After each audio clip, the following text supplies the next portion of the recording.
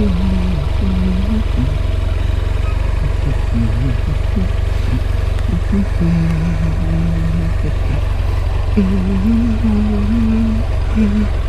that idiot. Yeah, he parked the motorcycle parking space.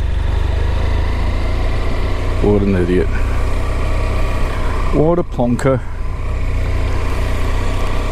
Right, just had my little dish of cashew nuts with a stupidly cold Coca-Cola, and now I'm off to run some errands.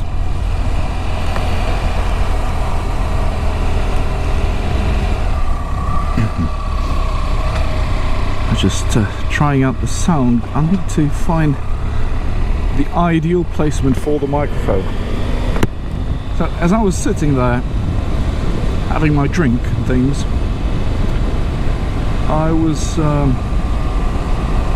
checking out the first video that I did just now before I got there, but I couldn't hear the sound very well. I didn't want to turn the sound on inside the cafe, so didn't do that. But anyway, I'm curious to see, because this is a slightly different position of the microphone inside the helmet, and I'm curious to hear the sound that's coming from it, because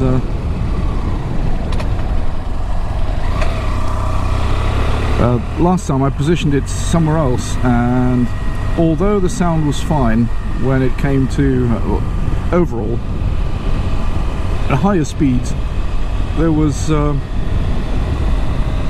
slightly more wind noise than I expected. So let's see how it goes this time. I'm not going at motorway speeds. I'm doing 40 miles an hour, which is just I'm not wearing my gear today, so I'm gonna be careful. I'm not gonna hoon it or anything, but not that I usually do. But yeah, I'm just taking a leisurely stroll on my bike, and the ocean is that way, and the sky is not looking nice that way. It's got lots of fog, clouds coming in from the ocean, so I suppose it's not a good beaching day. Right, let's overtake this guy, shall we? Ah, the good old GT still has it. Even in 4th gear, doing 40 miles an hour or something, still has it. That's very good. So all of these things here, this is the harbour. The harbour of Aveiro. Aveiro is the capital of the district, so the main city here, or town. It's not exactly a city. Although this, technically this belongs to another, what's it called? Another borough, Ilha. It's still called the Porto de Aveiro, or the Aveiro Harbour, or the Port of Aveiro. And so yeah, we can go that way, and you guys can have a looky. And this place here, where you see those tents over there, and the canal here, this is called Jardim Odinó, the Odinó garden. Odinó was some sort of important guy back in the day. I don't know exactly the story behind him, but all of these things here, this is the preparation for the Codfish Festival, which starts this week on Wednesday. And myself and Mrs. Foreigner have volunteered to help the local fire department selling ice creams here, off duty, of course, or after work and on the weekend. So everything's already being prepared, set up for. It's quite the big event here annually, and so last year we did that. We volunteered for those guys selling ice cream, and we're going to do it again this year. We don't have as much free time as we did last year, but yeah, whatever, we do what we can. And over here, this is the Porto de Aveiro, so these are the sort of admin buildings and things. And this little canal here, where you can see these boats, actually, this pier here, this used to be the pier where we took the ferry. You got the ferry to go to the other side, which is a place called São Jacinto.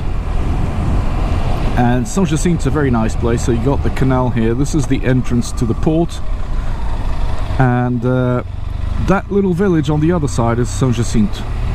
And if you don't take the ferry here, you have to drive, I think it's 60 kilometers, 40 odd miles, to go all the way around. And then you cross a bridge some 20 kilometers away from here, and then you drive another 20 or 30 kilometers back. So it's about an hour to go there by road, but if you take the ferry here, it's just 10 minutes or something, and it's a very nice trip. I've done it multiple. I used to work here at São Jacinto. There's a nature reserve there, and I used to work there back in the day, also as a volunteer. I was a student, just doing tour guiding, and I did so this is the port with some of the big ships here, and this is where the ferry docks and where we board the ferry. Look at that. Oh, the thing is massive. Lady Laguna. Sometimes when I see these massive ships, I go online on Google and Google them just to see how big they are. It's a thing that I do, I don't know why. And I'm especially interested in the draft, not really the length of the boat or the ship or the width, but the draft, because it amazes me that something can go so deep inside the water and still float. Oh well, that's just me. So yeah, this is the canal, and that's the way out to the ocean, but it's covered in fog and mist. You can't see anything, so not a good day to be at the beach today. And yes, and these are just the port facilities. I don't know exactly what's going on here, but like I was saying, but prior to having this this ferry docking thing here, we would catch the ferry, and you couldn't take vehicles, only push bikes, because it was a small boat, only passengers.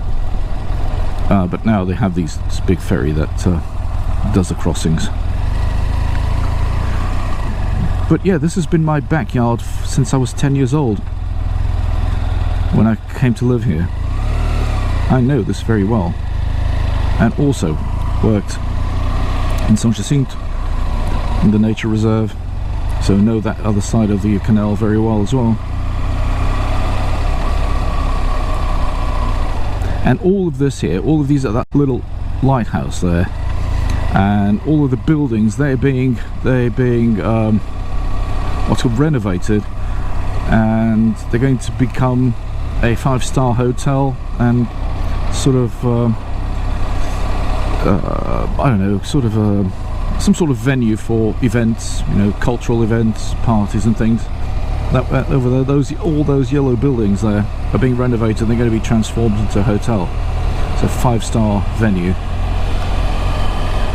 which in a way it's good, because it preserves local architecture and history of the place. It's a shame that it doesn't work as it used to, which is support for the port activities, but yeah, it's better to have a hotel there than to just bring down the buildings and all let them degrade and just become ruins. And you can see the beach there. I hope you can. People come here to the beach. This is very nice place. And all those tents there are for the codfish festival, Festival do Bacalhau, that starts on Wednesday, or begins on Wednesday.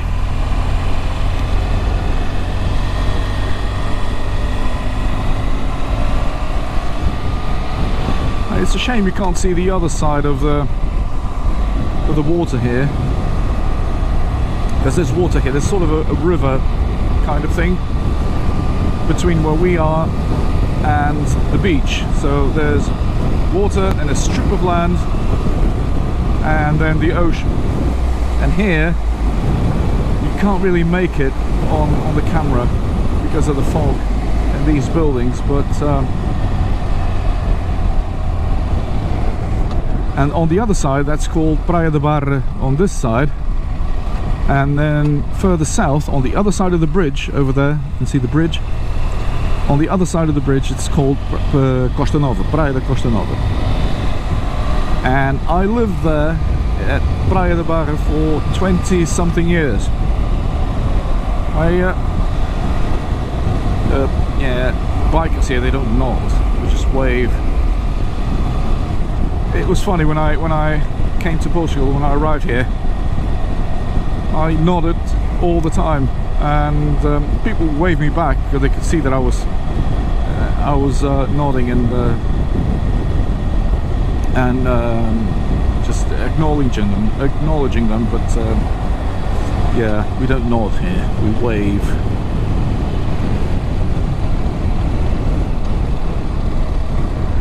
Oh, what a pity! Look at that. It's all fog and no view. If you watch the video that I did on the BMW 1300 RT, you will, come on, you will recognize this bit.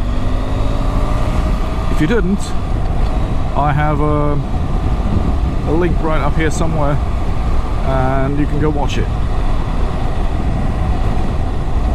And this is the A25. The A25 starts here and goes all the way east to Spain, to the border with Spain. 220 kilometers or something like that. And yeah, that's it. The A25.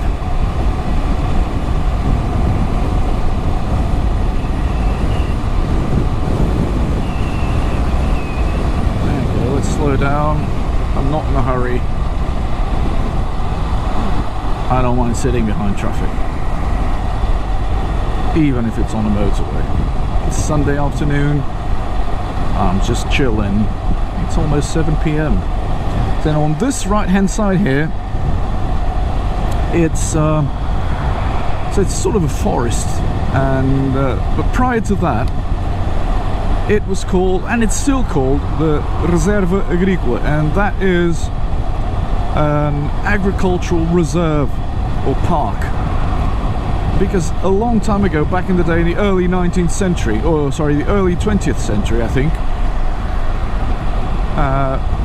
the local authorities, they wanted to bring people here because this was just empty, and in an effort to bring people here, to sort of gentrify the area, they started giving out lots of land, and people would get them for free with the two conditions. They would get a house, and all the houses, they look exactly the same. It's exact same layout,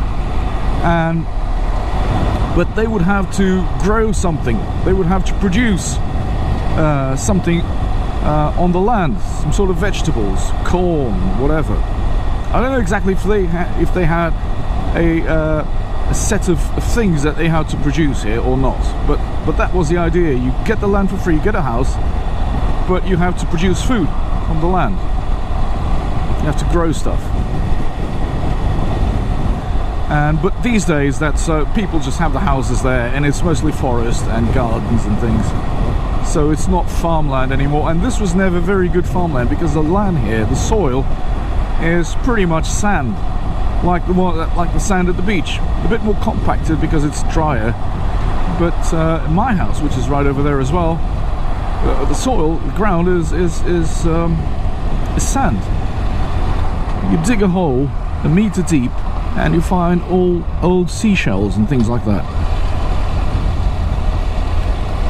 So you can see all the trees and the forest here, which is now a forest, but used to be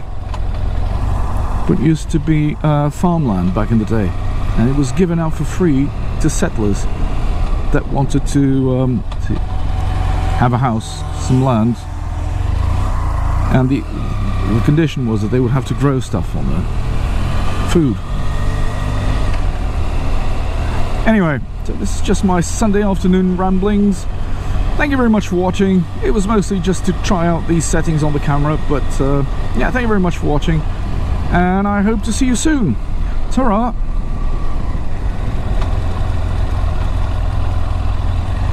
Oops. Ooh, ooh.